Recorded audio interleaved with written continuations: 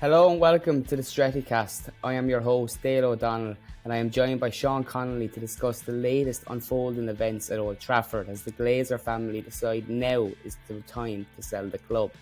We're going to discuss how Sir Jim Ratcliffe has emerged again as a contender to buy the club, what reports are saying about friend of Qatar and club icon David Beckham, as well as what Jim O'Neill thinks about the potential sale. On a side note, Cristiano Ronaldo's contract at United has been terminated, which is a little update from the last episode we did.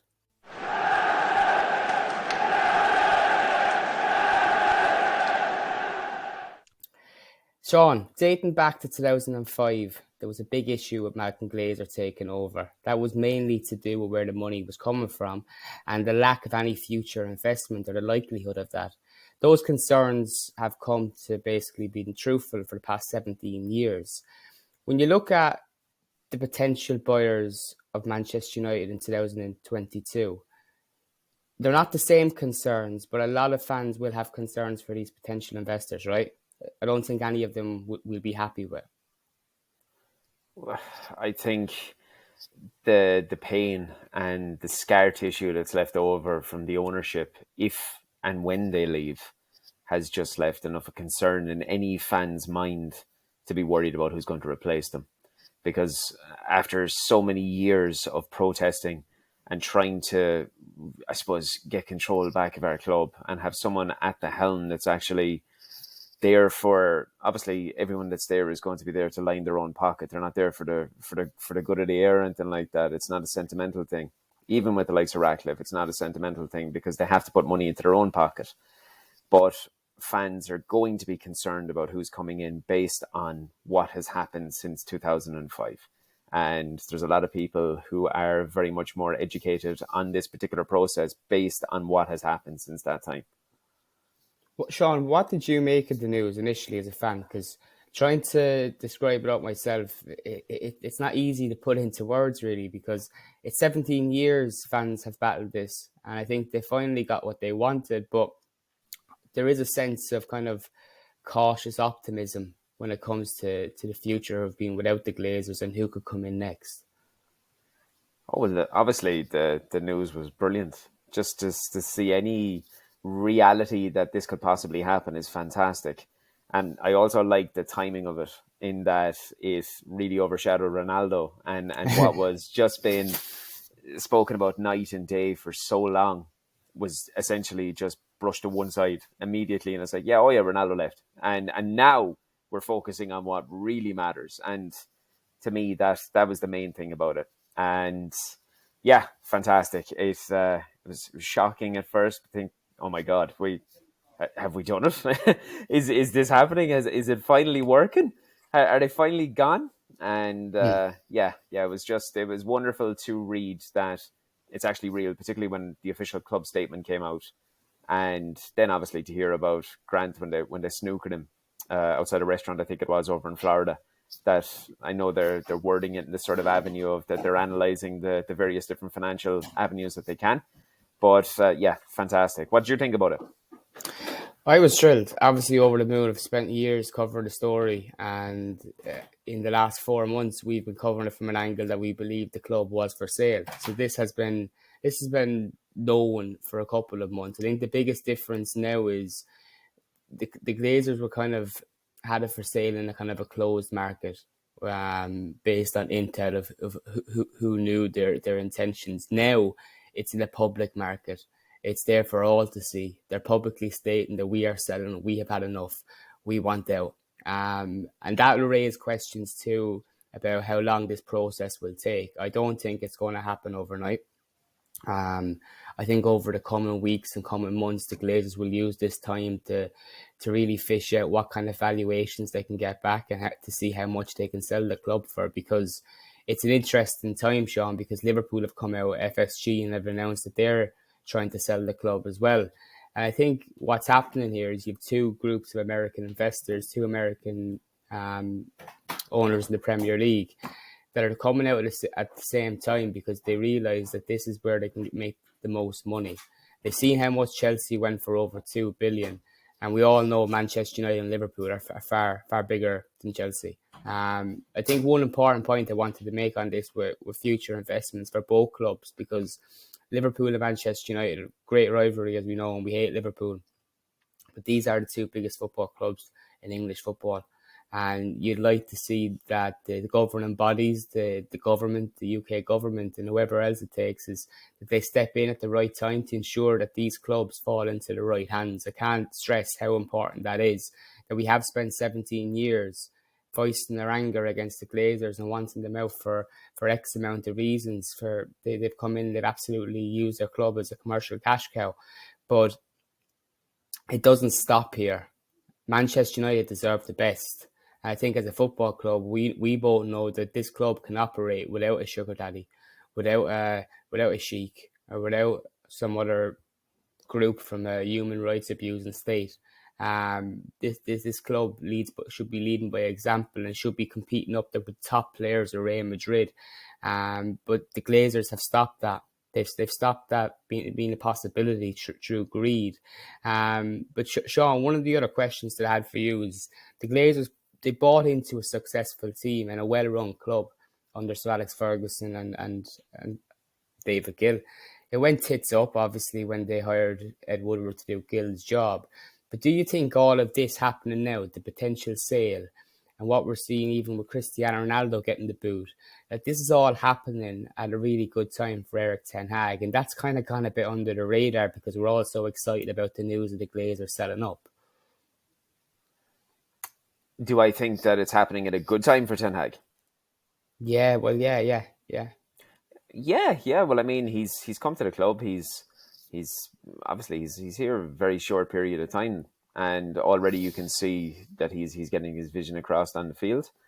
I think if it does come to fruition that ownership does start going to the hands of somebody else, that they can come into the club knowing that there is numerous areas that need a little bit more than a lick of paint, but that the managerial section is in good hands.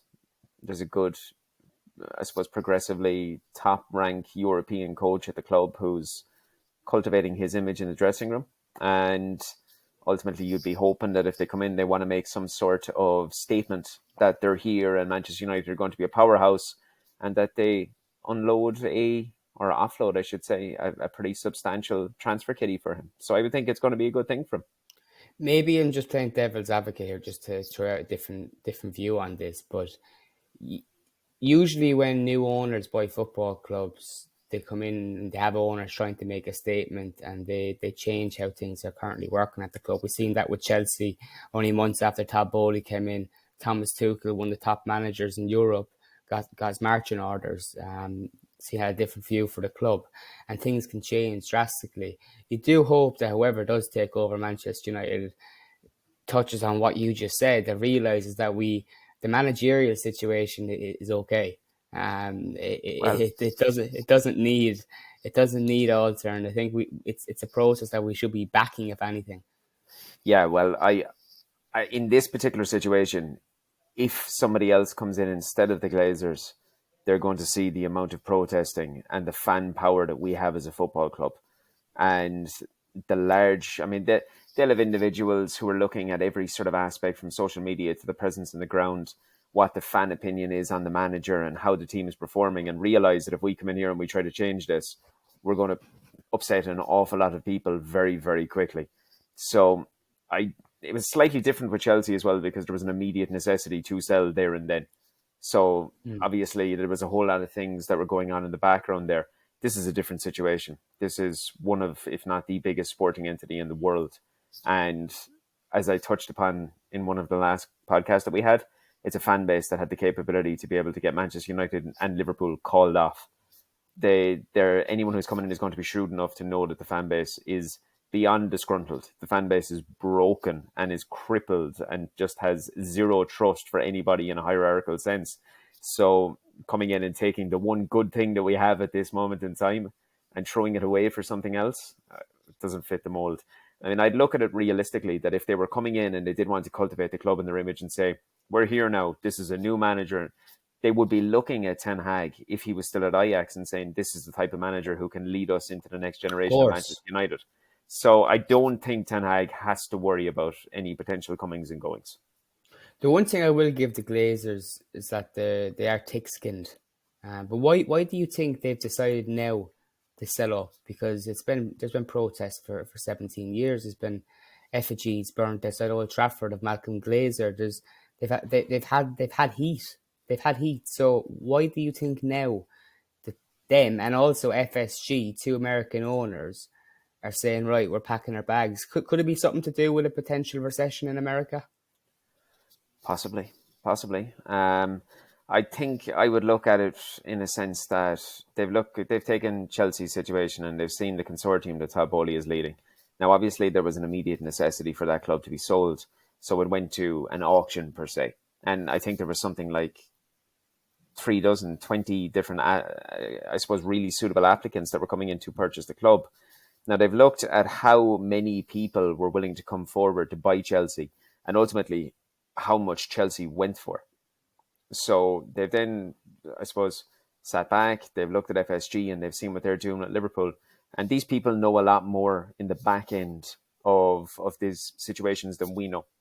So they're probably You should looking at what's going. add, Shaun, too, that United have hired the Rain Group, who were Yeah, involved with that Chelsea deal, so they can go yeah, straight back to the table with these of course groups they you're can. talking about and say, we've now got a Yeah. bigger the club on for Yeah, sale. yeah, Yeah. yeah. You've taken about maybe four lines out of my mouth before I was going to mention them, but yeah. That's essentially what it is. They've looked at Liverpool. They've said, right, there's an avenue here. There's huge money to be made, and that is the largest key contributor is who they have brought on board to oversee any sort of a financial aspect in this. Quite simply because the way that they have come out and the way that Glazer was caught outside the restaurant and he said, as it is, we're analysing and we're weighing up different sort of avenues. He's not going to come out and he's not going to say the club is for sale. He's not going to just come out and say that, because ultimately what's going to happen then is it sets an air of desperation. And in setting an air of desperation, you got individuals coming in that might have £6 in their back pocket and they might say, here's £4. Because ultimately then, if they get into a situation where they don't get the sum of money that they want, ultimately they've come out from day one and they've laid all their cards on the table. It's gone tits up and they've had to turn back around and say, we change our mind.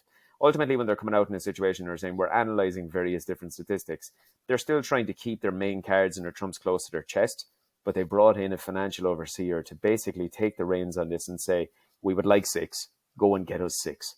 And ultimately, when they're keeping those cards close to their chest, they're more likely to get 6, rather than coming out and saying, the club is for sale, we're willing to listen to X, Y, and Z, because ultimately then it goes into the buyer's hands as opposed to being in the seller's hands. Absolutely. The Telegraph claims that Sir Jim Ratcliffe is planning a bid and many others will be interested. Do you think Jim can be the saviour, like so many are suggesting on social media, or are you kind of sitting back and more waiting to see what his plans are? I think if you read up on it and you look at the list of potential suitors that are coming in, obviously Jim breathes the best because people can pull I suppose the link to the club, his heritage, his roots, the fact that he is apparently a boyhood United fan, even though he's also come out and claimed that he has a keen fondness for Chelsea from his time that he spent living in London. But The yes, one thing the people don't want to talk about, though, is the fact that he was an advocate for Brexit.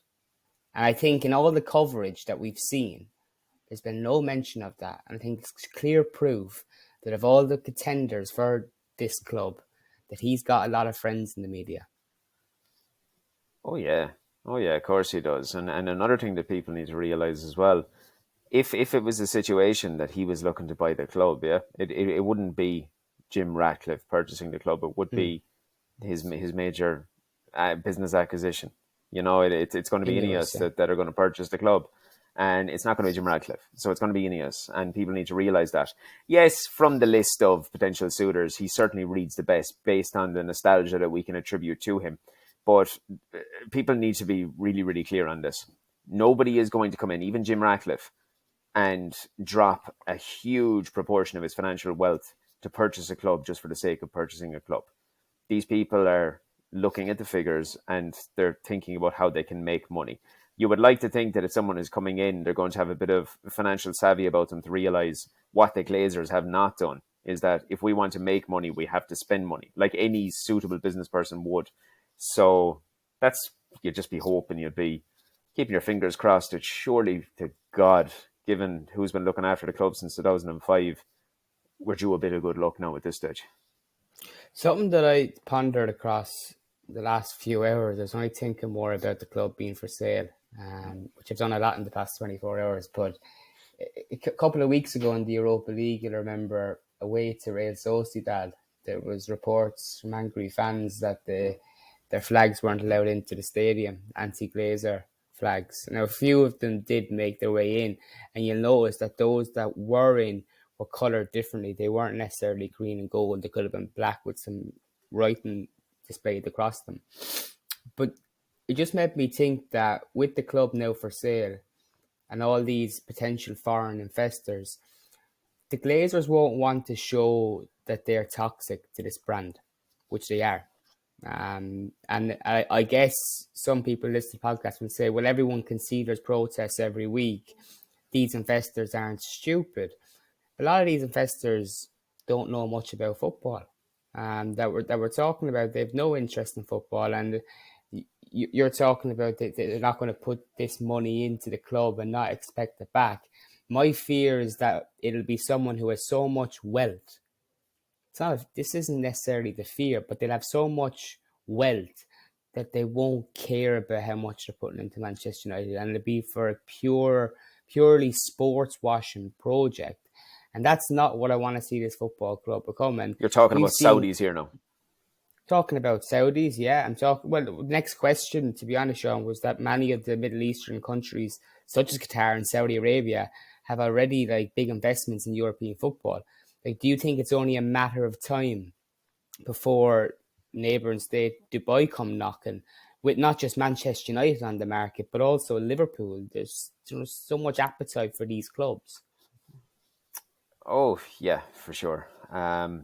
Obviously, like we'll say, any sovereign states like Newcastle are really the state-owned entity now. So you're going to be looking more so at private investors that are going to be backed by the states. But ultimately, as Ronaldo being a viable option for Saudi clubs, Manchester United and Liverpool being viable options for these ownerships, these private ownerships that ultimately bring that sort of value to the Middle East and to those countries to generate more interest in the sport and generate more revenue. This is only a good thing for them. And ultimately, as you Drew mentioned too, people that have obscene wealth, that it really and truly, it's just a drop in the ocean to them. I mean, yeah, absolutely. I think it's a distinct possibility.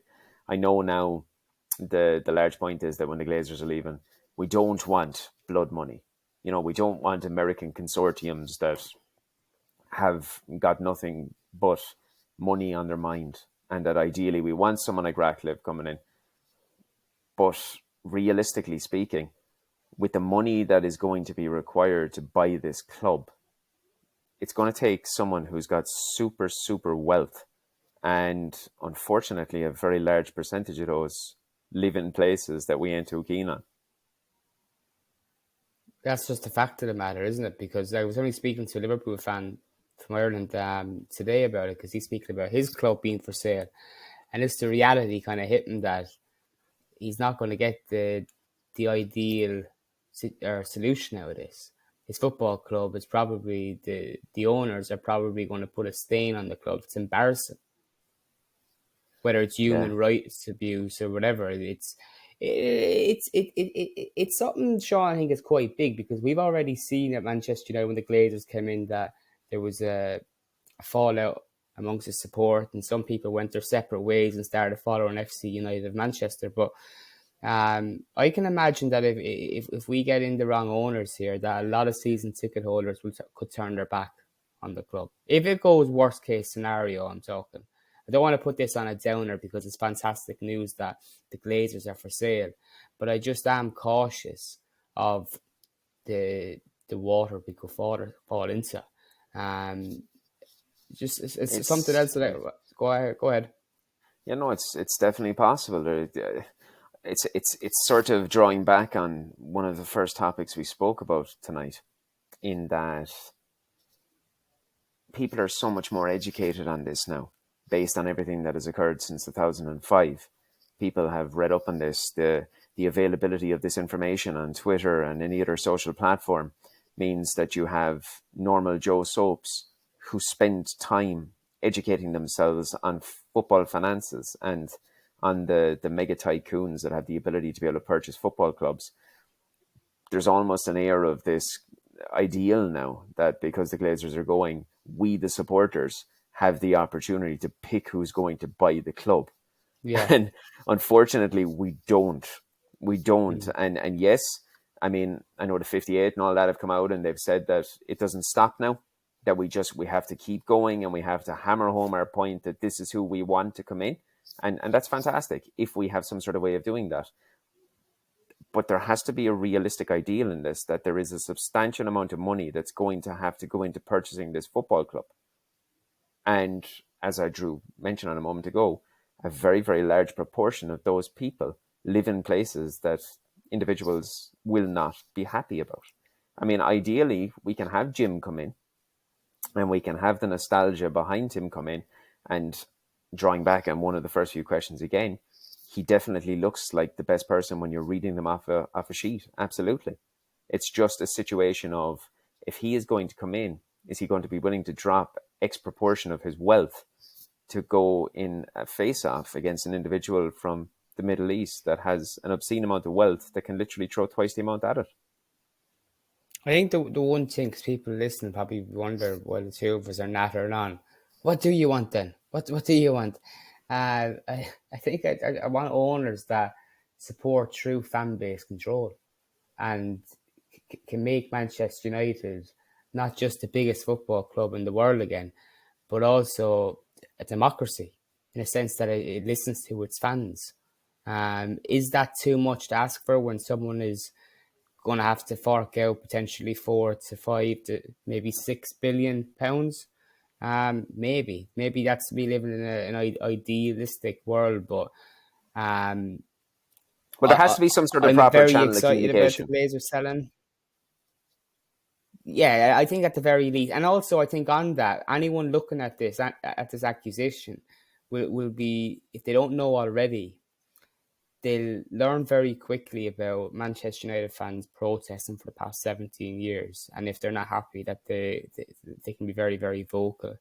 I think it makes sense for the new owners to come in and try to be popular with the fans and to actually have a relationship. It's actually, we actually live in a strange one, Shaun, because for the past 17 years, us as fans have had no relationship with our owners. It's been non-existent. There's been no communications. Like the statement they released the other night in regards to selling the club and looking for investment was, I think it was the longest statement that they ever published to fans. It was over 340 words. But most statements from the Glazers come in about 2 to 3 short paragraphs. They don't say anything. And what they do say are usually full of lies. Shaun, just something I want to touch on before we get to the listener questions. A lot of people on social media, I'm sure you've seen this and I'm sure it's irked you. A lot of people are suggesting that Cristiano Ronaldo may have had a little influence on this. The fact of the matter is that so many people have been talking about this for 4 months.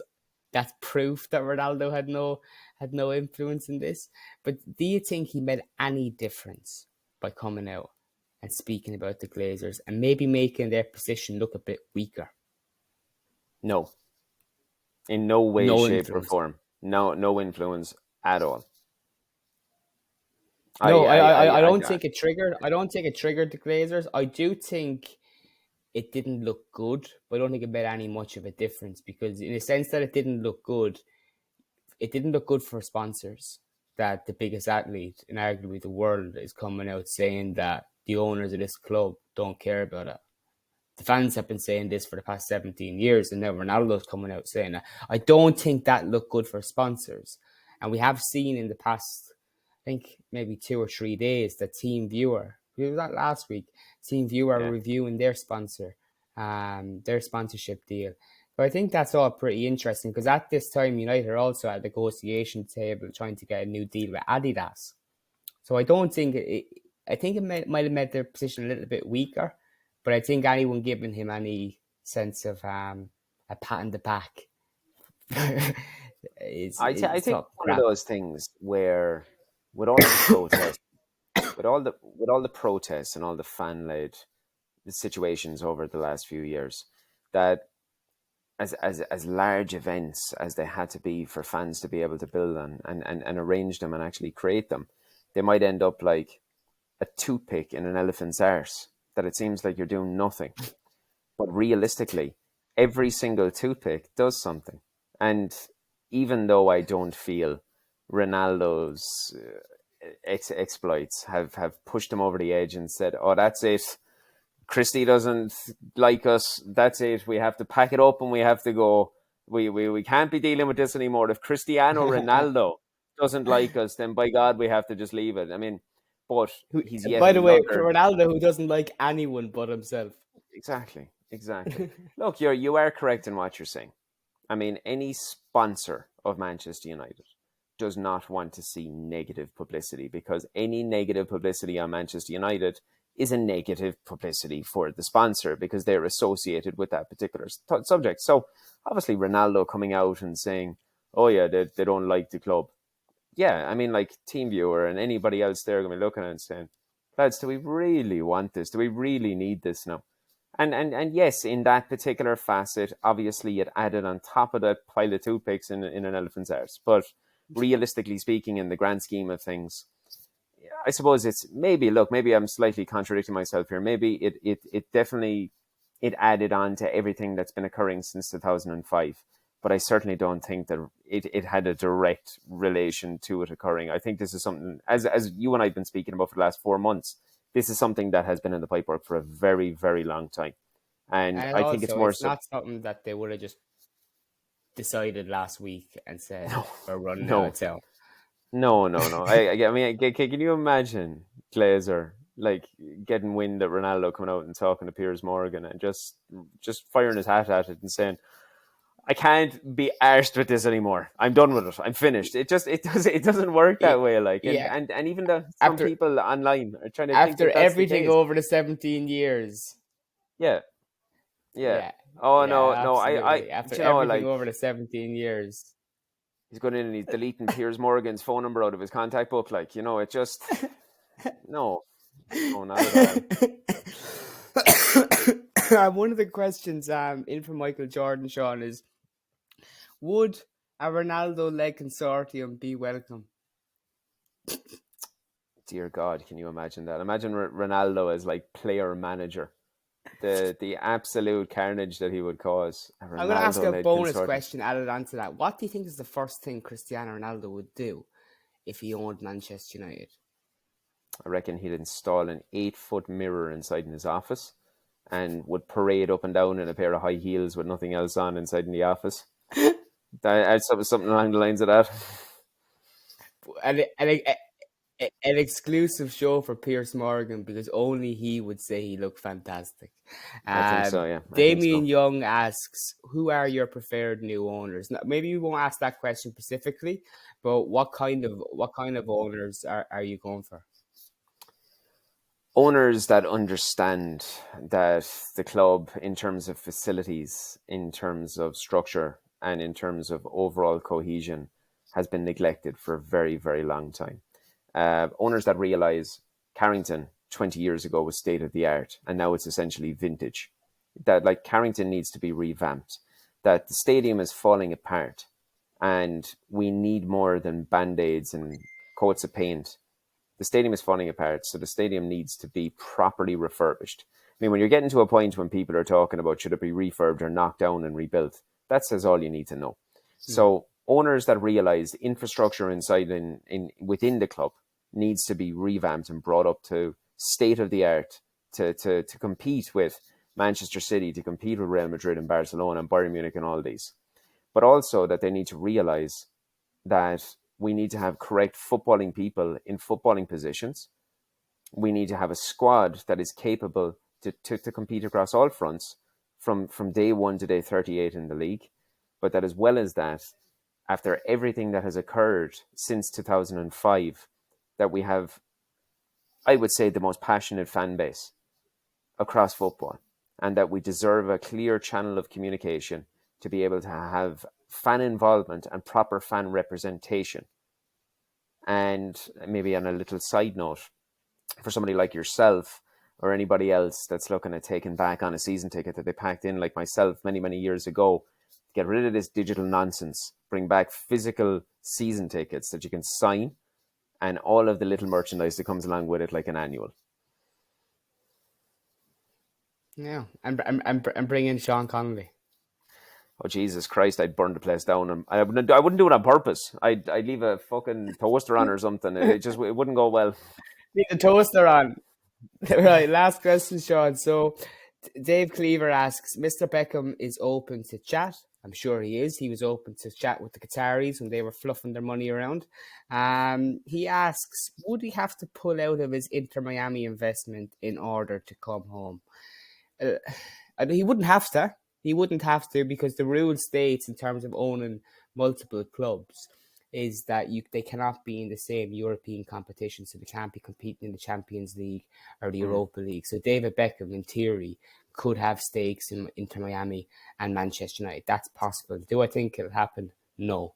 Anyone with this level of money is not going to want to spend it and have to issue over any agreements or any terms and conditions with David Beckham. They want to do it by themselves and have their own full ownership. Secondly, or thirdly even, I don't think I want David Beckham anywhere near the club anyway. You know, where is he going to be getting his money from? We're talking about sports question, and anyway, it's all pantomime. David Beckham only wants it for his own personal gain and personal story, his own personal Disneyland. No, I see a lot of people talking about the 92 and you know, the whole thing with Salford and all that it was maybe an introductory level thing for them. Like, imagine. I know there's a certain level of nostalgia with all that, but I think, like, to fall back slightly on what we were just saying in the previous question, we need a proper progressive owner who understands that to make money you have to spend money. And I think that's probably the easiest way of cultivating it. So you need somebody with deep pockets, because there's a lot of damage to be repaired. And they need to have deep pockets, and they need to be willing to spend an awful lot of money before they start seeing it coming back. It's got to be someone who's in it for the long haul and who has a genuine interest in rebuilding Manchester United and just taking that sleeping giant and just bringing it back to the forefront of European powerhouse football, where we can start getting into these situations where we're competing on a world championship front again. And if we can get that type of owner, fantastic. And I don't think it's out of the ballpark in even suggesting that this is what we should hope for. Naturally, we deserve it based on the club that we are.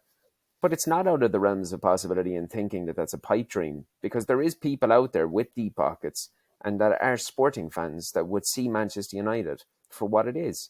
It's a football club that needs a bit of TLC to get us back to where we were. But when we're back there, it is what it was going to be 20 years ago. It's a printing press of money. You know what I mean? And that's what it is for any proper owner. It is literally printing money. And I mean, there's an owner out there for that. There's plenty of owners out there that could go the complete opposite way. But there's plenty of owners out there that have those deep pockets and surely have the ambition to lead a business correctly. Yeah, and there has been reports today of interest from Apple, although I think that would be very, very strange as a company. They don't tend to buy out many companies. I know they bought out Beats by Dre a couple of years ago, but Apple, they don't really tend to do that, and I think it would be a big shock. There has been other names like Facebook, Amazon, and I'm sure that list will continue to grow throughout the week. I'll tell you by one. the time we speak to you next. Go on, go. I'll tell you one now. Someone that could be very, very, like, if you're going in around those lines of those sort of channels, like Apple. I couldn't see Apple. I mean, the Beats thing with Dre, that made perfect sense. And look, maybe in some sort of obscure business line, Manchester United would make sense. What it would make sense with is one of the streaming giants. That's who it would make sense with, because they'd be able to get an exclusive right for Manchester United, and they could do all sorts of documentary style things about the club, which would entice But subscribers onto their platform. the potential there, I know it's not necessarily a streaming platform, but Facebook is obviously one of the big social media websites. But in recent years, it's kind of dying. Not many people use Facebook anymore. I don't really use Facebook. I'm not sure about you, but Old people it, like yeah, myself. older. Oh, like yourself, other people. But I think that maybe Facebook, just suggesting throwing it out there, could look at something like this and kind of say, right, this might buy us back into the ballpark. Think of streaming rights, thinking of different avenues. Um, just maybe an interesting one to be keep reading into. Anyway, for more updates on the potential sale of Manchester United, make sure to be checking out straightynews.com. Subscribe to our newsletter at straighty.substack.com. And Shaun, how can people follow you on social media? They can follow me via at Shaun Shaun Connolly Connolly 85. Excellent. And that's on Twitter. And you can get Straighty News on Twitter as well. Shaun, thanks so much for joining me. But next week, I want an update on where Ronaldo is heading next. Saudi Arabia.